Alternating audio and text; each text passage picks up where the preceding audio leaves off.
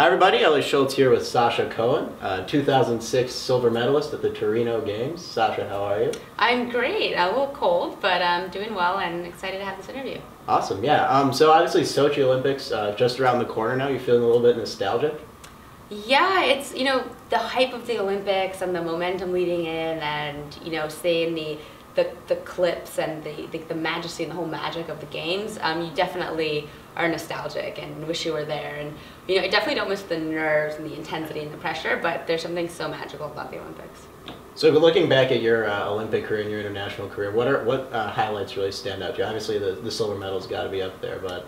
I think I had a great experience also my first Olympic Games in Salt Lake City in 2002. It was just absolutely magical to go to your first Olympics and see every flag from every country and every sport of the Winter Games represented, and Salt Lake was just completely transformed. And it's nice because the time the whole world stops, it takes 2 weeks to pay attention to these athletes that dedicate their whole life to an Olympic dream. And it's not a sport like basketball or football that's on every weekend for half the year, and so it's really their chance to shine at that time, like once every 4 years. So after you competed, what was obviously got a lot of attention from all kinds of different outlets. What was that like, and what were some of the highlights of that you enjoyed the most? I really enjoyed the chance to mentor or work with kids. I've worked with Boys and Girls Club. I've worked with Girls Inc. I'm on the board of Figure Skating in Harlem, which uses skating kind of as an outlet to help motivate young girls to get a good sense of self-esteem. And they don't necessarily go on to become Olympic skaters, but they get scholarships to Yale and Brown and really kind of just are empowered. And it's something that they've found through skating and learned to overcome obstacles. And kind of the biggest obstacle that you face is yourself, and if you believe in yourself and what you will be willing to sacrifice to get what you want. So I think those are super cool opportunities I've really appreciated. And I think that's another world that's kind of behind me, but it still gives me opportunities as I go forward. And I'll be commentating for Good Morning America during this games, which I'm super excited about. Very cool, yeah. And yeah, can't complain. Awesome. So when obviously that you just mentioned sort of seems like a different lifetime in some ways probably to you. When did you decide that it was time to say goodbye to the rink and start moving on with your education? After I did 2 Olympics, and then I toured for about another 4 years after that. And about the time I was 25, 26, I just really felt like something was missing, and my life was like Groundhog Day.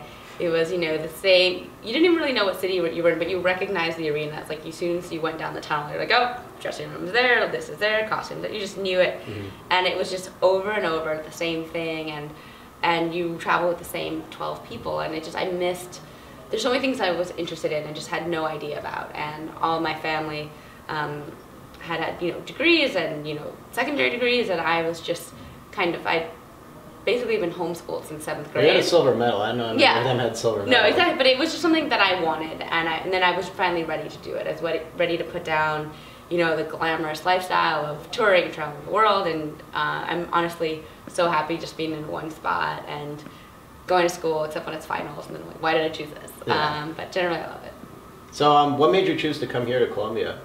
I'm, going to school a little bit older. I looked into different programs, and GS was something that really appealed to me and seemed like a great fit. Timothy Gable had done that program as well. I competed in the 2002 Olympics with him, and he loved it. And I knew I wanted to be in New York. I wanted to be in a city that was absolutely vibrant and bustling and full of opportunity, so it was just a perfect match.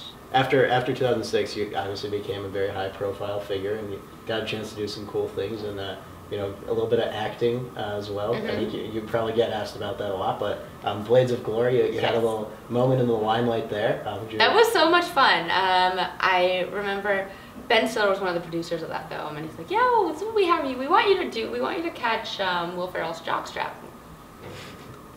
Okay, if you say so, I guess. So it was a really just funny moment, but you just kind of laugh at yourself and not take yourself seriously. And Will Ferrell is the nicest, most down-to-earth person I've ever met, and had such an appreciation because he had to learn to do a little bit of skating just to do the beginning scenes of the program. He's like, I could barely stand up. It's like, I have no idea you guys do full programs. So it was really fun. I had someone come up to me one day and said, He goes, you are most famous for catching Will Ferrell's jockstrap on Blades of Glory. He's like, Yeah. that is what you're known from. Thank you, thank you. That's very cool, very cool. All right, well, Sasha, thank you for your time. It's been a pleasure talking. Oh, absolutely, it's a pleasure, and maybe we'll do this again sometime. All right, great, thanks. Have a good semester. Thank you, you too.